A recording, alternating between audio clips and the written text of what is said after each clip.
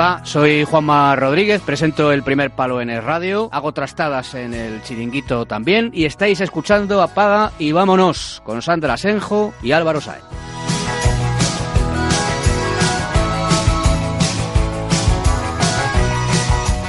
Continuamos con las entrevistas a antiguos alumnos de la Universidad CEU San Pablo y en esta ocasión nos visita todo un referente en el mundo del periodismo. Nuestro invitado de hoy comenzó su trayectoria como periodista en la Nueva España de Oviedo para posteriormente pasar a formar parte del equipo de Televisión Española en el año 2008. En 2011 se trasladó a Moscú como corresponsal para a los 4 años cruzar el charco hasta Washington y continuar allí su carrera como hombre de Televisión Española en Estados Unidos. Y ahora, desde este inicio de curso, presenta el Telediario 2 de la 1 de Televisión Española. Y así fue el debut de Carlos Franganillo.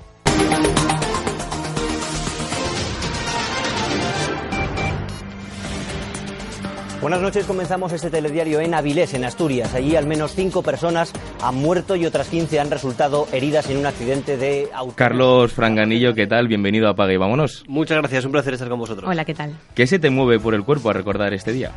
Hombre, pues muchos nervios y mucha tensión. Ya me había puesto delante de las cámaras muchas veces, pero esta vez era otra experiencia distinta. Estaba ya muy acostumbrado al trabajo de corresponsal, pero a este mucho menos, con lo cual, pues bueno, me daba muchísimo respeto, ¿no? La exposición es mucho mayor, era el primer día, siempre tienes miedo a que en las primeras palabras te trabes o cometas un error y empieces con mal pie, ¿no? Pero recuerdo esos primeros segundos, además, cuando dado una noticia relacionada con mi comunidad autónoma, con Asturias, ¿no? Lo cual, pues bueno, tuvo cierto significado en ese sentido. Bueno, ahora presentas el telediario nocturno de la 1 de Televisión Española, pero casi toda tu vida periodística la has dedicado a las corresponsalías, en Moscú, en Washington.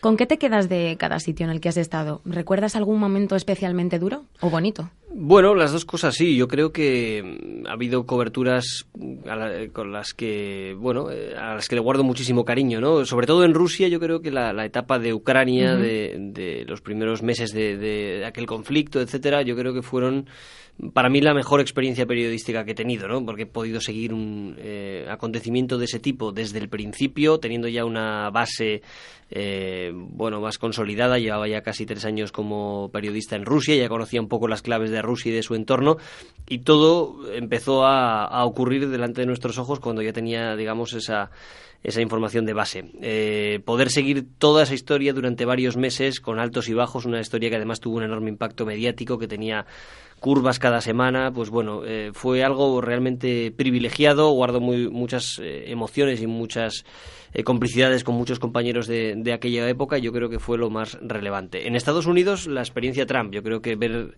también como un fenómeno de ese tipo, de esta nueva política de mensajes más simples, de mensajes más agresivos y más duros, cómo iba creciendo en los Estados Unidos, y a la vez tenía réplicas en muchas partes de Europa y muchos precedentes en muchas partes de Europa. Verlo desde el principio, ver cómo crecía y cómo llegaba al poder, también ha sido una experiencia muy, muy, muy interesante. Vamos a recordar uno de esos momentos del conflicto de Ucrania.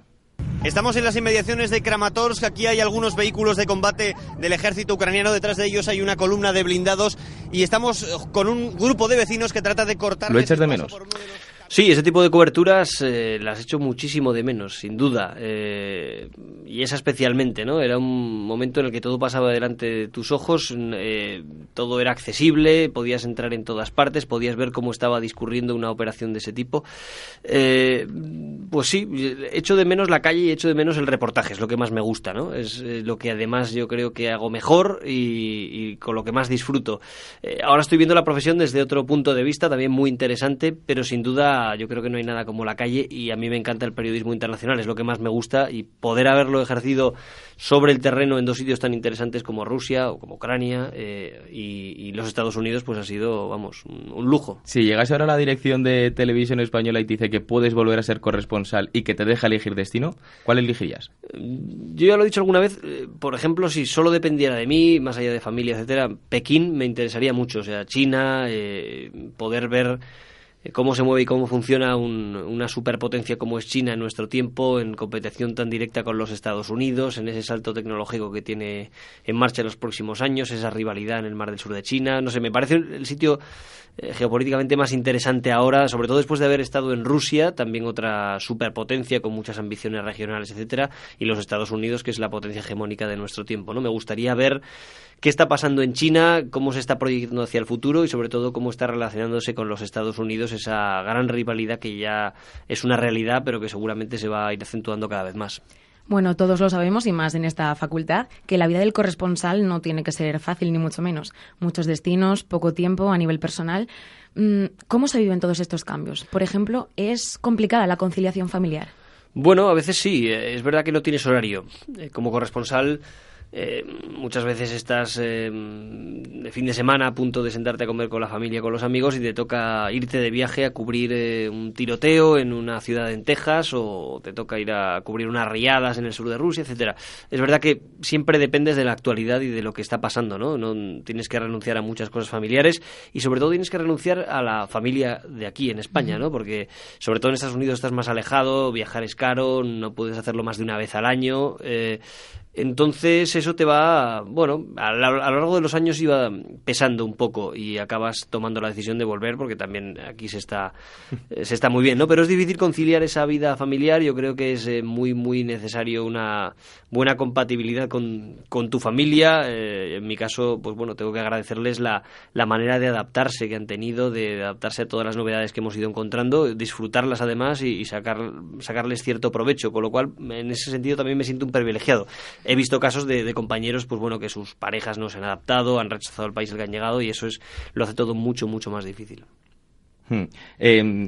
Si yo como periodista me encantan las corresponsalías, ¿qué virtudes y sobre todo también qué defectos crees que me tengo que quitar y luego las virtudes que tengo que cultivar para ello? Yo creo que, sobre todo, tener mucha capacidad de adaptación. Es decir, yo he conocido a gente, no solo en las corresponsalías o en el periodismo, sino gente expatriada que va a otros países, enfrenta a otras realidades. He conocido gente que no se adapta y que tiene una posición de rechazo desde el principio y que no la cambia. Pues bueno, esa persona dura poco en ese destino y se va, ¿no? En nuestro caso, que además nuestro objetivo es absorber lo que vemos, interpretarlo y traducirlo para el espectador de aquí, pues tenemos que ir todavía con más justificación, con la mente abierta. Es verdad que todos tenemos prejuicios de todo. Llegas a un país y has leído novelas de espías de Rusia, o lees las noticias en los periódicos, o te has leído una biografía de Putin. Todo el mundo tiene una idea ya preconcebida de lo que se va a encontrar. A veces es más ajustada a la realidad, pero a veces no tiene nada que ver con la realidad. Entonces, afrontar ese desafío con la mente abierta y absorber lo que te está ofreciendo el país, ver el mundo con los ojos de ese país, es un ejercicio que es muy, muy interesante. Te ayuda a entenderlo y te ayuda después a traducirlo al espectador aquí en España. Muchas de las quejas que se hacen desde las corresponsalías es el desamparo que sufren muchos periodistas por parte de los medios de comunicación. ¿Qué opinión tienes al respecto? Yo en mi caso soy un privilegiado. Es verdad que yo trabajo en un medio como es la televisión pública, que tiene una estructura muy clásica. Es casi la vieja corresponsalía. Se ha ido adoptando a los tiempos, con más tecnología, con menos personal, eso es cierto, menos costes, etcétera, pero sigue teniendo una estructura muy clásica, que ya existen muy pocos medios de comunicación. Es decir, que somos casi una especie en extinción en ese sentido. Pero realmente el escenario que te encuentras como corresponsal o como periodista que cubre temas internacionales, no sabría cuantificarlo exactamente, pero quizá un 80 o un 90% son ya periodistas freelance que viaja y que trabaja en condiciones muy, muy ajustadas, que además tiene buenas rachas cuando pues un país da muchas noticias, o surge un conflicto, o surge una noticia de gran interés, pero que también hay zonas de mucha inactividad y donde tienes que compensar unas con otras, ¿no? No tienen esa estabilidad que un corresponsal clásico sí tenía y sí tiene. Pero lo que te encuentras ahora es ese escenario, es decir, cada vez más freelance, gente que viaja a veces puntualmente desde España para cubrir un tema concreto. Son grandísimos profesionales, pero evidentemente no pueden tener esa perspectiva de la persona que lleva viviendo 4 años, que recibe cada hora, cada segundo las señales y los impactos de vivir en una sociedad extranjera. Entonces, bueno, no se puede comparar una cosa con otra, pero también es cierto que los medios de comunicación cada vez más funcionamos por impactos y por coberturas que duran muy poco tiempo, cada vez menos. Llevas más de 10 años vinculado a la televisión española. has vivido muchos cambios dentro de ella. ¿Cómo valoras la entrada de Rosa María Mateo a la presidencia de la misma, que ha generado muchísima polémica? Yo creo que son momentos muy inestables. Yo creo que sobre todo esa provisionalidad no es buena para la casa, en el sentido en que necesitamos proyectos a largo plazo y de momento eso está parado, ¿no? Yo creo que la única solución viable y buena para Radio Televisión Española y para los ciudadanos en ese sentido es crear algún tipo de modelo que aleje al ente de la batalla política y de la influencia política. Es decir, había un concurso en marcha que estaba muy lejos de ser perfecto, habría muchas cosas que matizar y que mejorar, pero podría ser un primer paso que se ha quedado atrancado por ahí en el Congreso de los Diputados y que no parece que vaya a salir. Yo creo que se está perdiendo una oportunidad de oro, la mejor para tratar de revitalizar la casa, de darle seriedad, de alejarla de cualquier influencia política, porque todo lo demás pues es por lo que hemos visto en los últimos años, ¿no? Nombramientos por decreto y ese tipo de cosas que a veces son más acertados, a veces son menos acertados, a veces proporcionan épocas mejores y más profesionales, otras veces menos, pero el sistema de por sí ya me parece tóxico. Es decir, debería de haber una base, un sistema alejado de la política, alejado de los tiempos de la política, con proyectos a 6 años, donde se pueda dar una estabilidad en la programación, en los proyectos. Es decir, no creo que sea bueno para nadie, ni para el ciudadano que paga con sus impuestos la radio y televisión pública, ni para el profesional que quiere ejercer la profesión lo más dignamente desde dentro, ¿no? Bueno, puede parecer una pregunta tópica cuando hablamos de la televisión pública, pero pocas veces tenemos la suerte de hacérsela a alguien que la vive tan en primera mano. ¿En Televisión Española se garantiza la imparcialidad? En mi experiencia y en el tiempo que yo he estado, tanto como corresponsal como ahora, yo no he tenido ningún conflicto en ese sentido. Hablo desde el punto de vista personal, pero sí que es cierto que, como decía antes, un modelo que está tan dependiente de los cambios políticos y de posibles influencias políticas, pues es muy mejorable. Porque puede surgir la tentación, como puede haber surgido en el pasado, de influir en la información, ¿no? Evidentemente eso es perjudicial, eso es tóxico y eso es muy poco justo con el ciudadano, que ya digo, de cualquier ideología, que paga con sus impuestos una radio y televisión pública, de la que debe esperar información veraz e imparcial, ¿no? Ese es el objetivo. Pero todo pasa, ya digo, por un modelo, yo creo, de más estabilidad y lo más alejado posible de la política, basado en criterios profesionales. En los últimos días has estado entrevistando a algunos de los líderes políticos de España. Vamos a recordar algunos de estos momentos. Usted hablaba poco antes de ganar esa moción de censura, de regenerar la vida democrática. Usted citaba 13 leyes, 25 decretos leyes. En ese sentido no se ha diferenciado mucho de presidencias anteriores. Bueno, pero ha habido un matiz importante. Para que se haga una idea, tan importante es lo que hemos hecho como lo que no hemos podido hacer. Usted habla de esas dificultades para formar mayorías. En el pasado dijo que debería de gobernar la lista más votada. ¿Mantiene esa posición de cara al 28 de abril? La hemos mantenido incluso en 3 propuestas legislativas. Una de ellas, una semana antes de las elecciones autonómicas. ¿Cómo te preparas este tipo de entrevistas? Es decir, ¿qué retos te pones cuando te pones delante de un político de esta altura?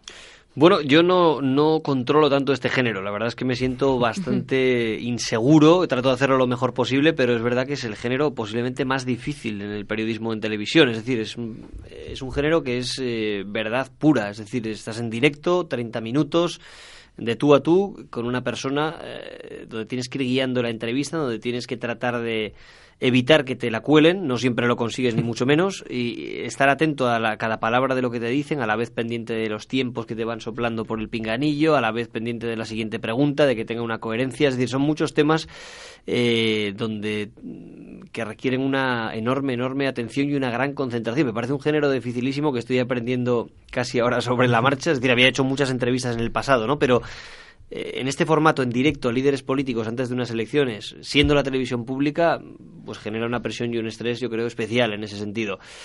Trato de prepararlas con la mayor documentación posible, acotando lo máximo las preguntas. Ya digo que no soy un experto entrevistador, pero fijándome mucho en muchos referentes del género, y sobre todo tener mi obsesión, las dos que he hecho, es tratar de evitar que el entrevistado, que el político convierta la entrevista en un meeting y en pura propaganda, ¿no? Tratar de acotar esas preguntas, llevarle de un sitio a otro para que eso no ocurra, para que el espectador no se sienta defraudado, y en la medida de mis posibilidades y de mi concentración tratar de rectificar en aquellas cosas donde nos la puede estar colando, ¿no? Cuando acabas un informativo, una de las entrevistas que estás haciendo ahora, ¿vas al día siguiente y miras que todo lo has hecho? ¿O miras las audiencias, por ejemplo? Sí, claro, por supuesto.